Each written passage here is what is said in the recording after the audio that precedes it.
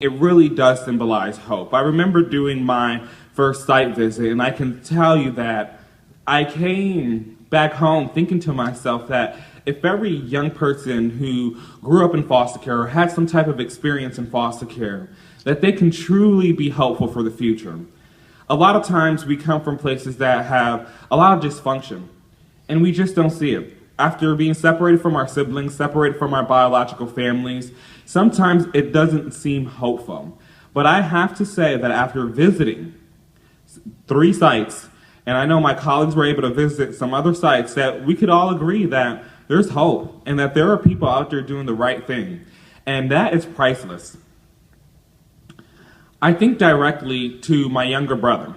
So when I think about the framework of Youth Thrive and I think about its potential impact, my younger brother came into care again at the age of 9, where he immediately entered a residential facility.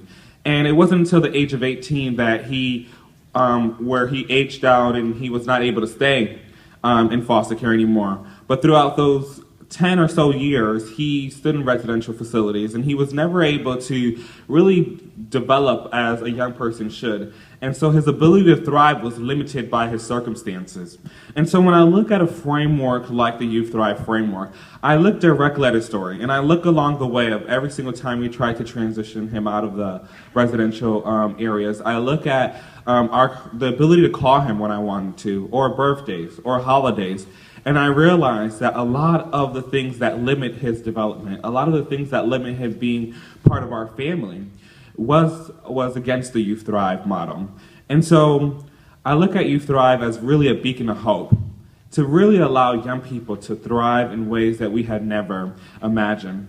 And I do believe that within our lifetime, we, as a group, and many of you have already started this work and are excelling in this work, but within our lifetime, we're really going to be able to create systems and supports and services that allow young people to thrive way beyond they even imagine.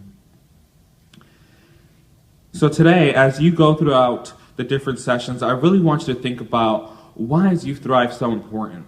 Why is Youth Thrive important to you? What if your children or your family members had to utilize services? Would you want them to use the Youth Thrive model? Everybody should have said yes. Yes. That was weak. Yes. Okay.